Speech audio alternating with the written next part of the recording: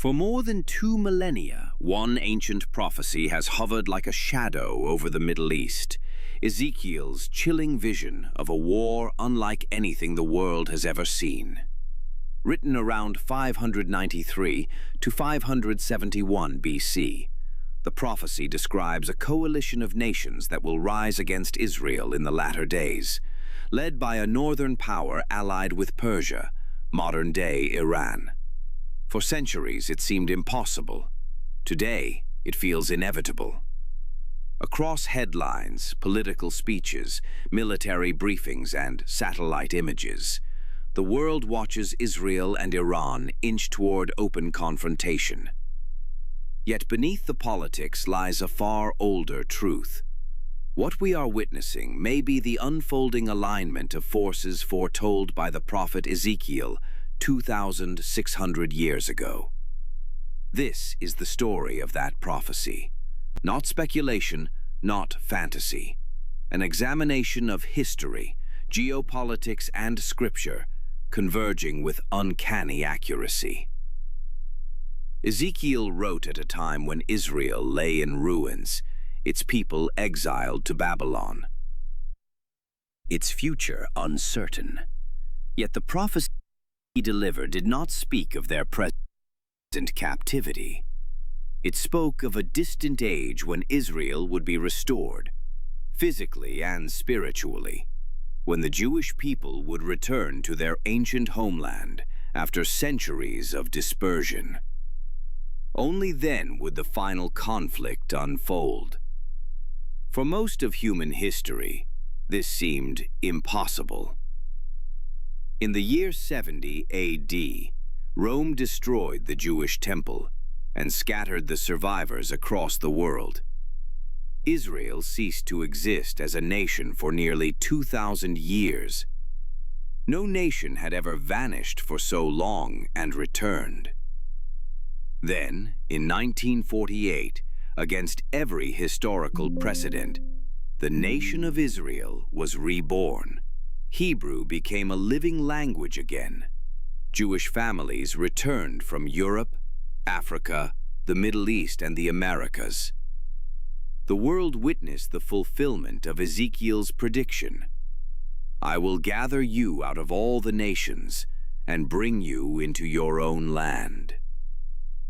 A prophecy that seemed unimaginable suddenly became a geopolitical reality.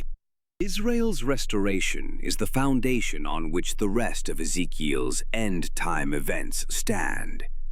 Ezekiel identifies the main players in the coming conflict: Persia, modern Iran, Gomer and Togarmah, regions largely associated with Turkey, Put, Libya, Cush, Sudan or Ethiopia, Magog and its leader Gog, historically tied to regions north of Israel, commonly associated with Russia.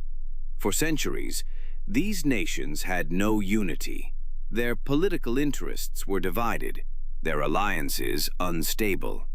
Yet, in recent decades, a remarkable convergence has emerged.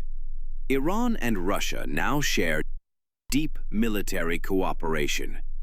Turkey and Iran, once rivals, increasingly align in regional strategy. Sudan has shifted its alliances under foreign pressure.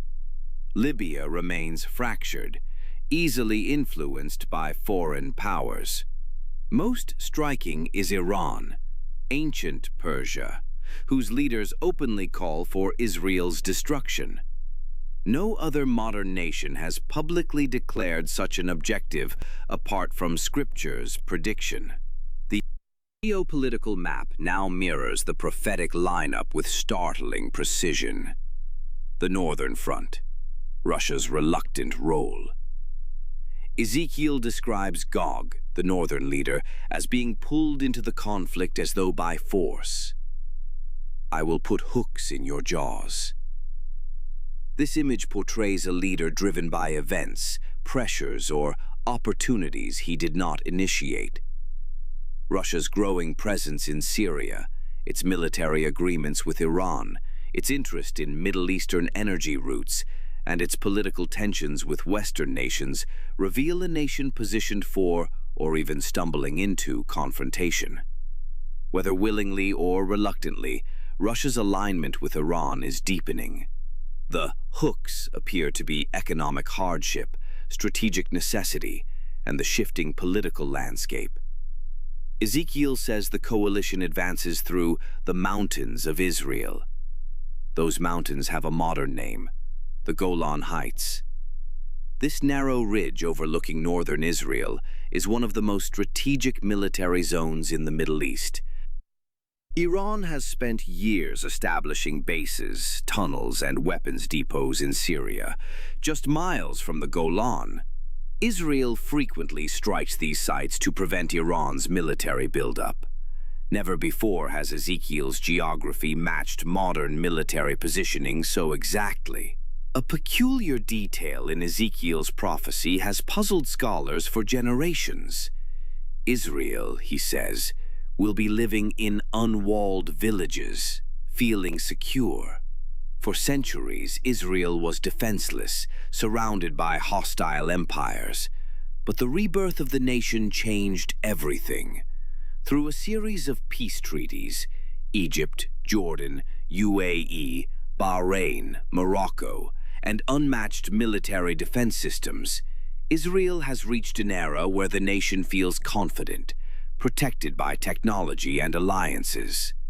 Iron Dome, David's Sling, and arrow systems shield Israeli cities. The IDF remains one of the most capable forces in the world. Major Arab nations now maintain peaceful relations with Jerusalem.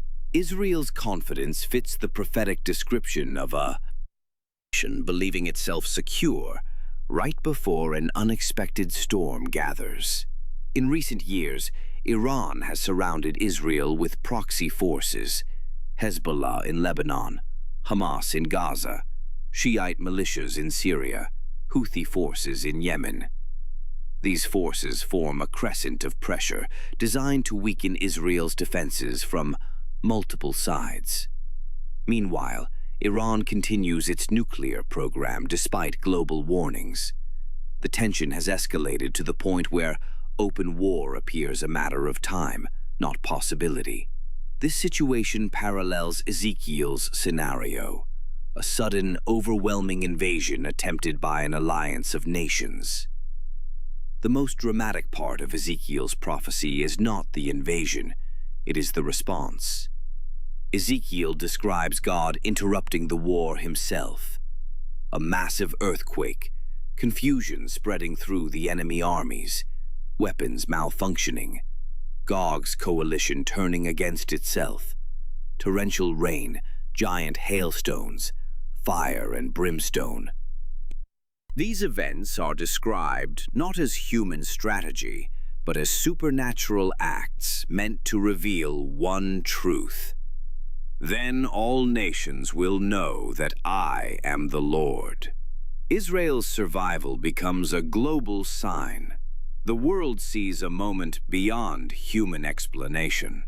Prophecy shifts from text to history, from prediction to reality. The fallout of this future war transforms global politics.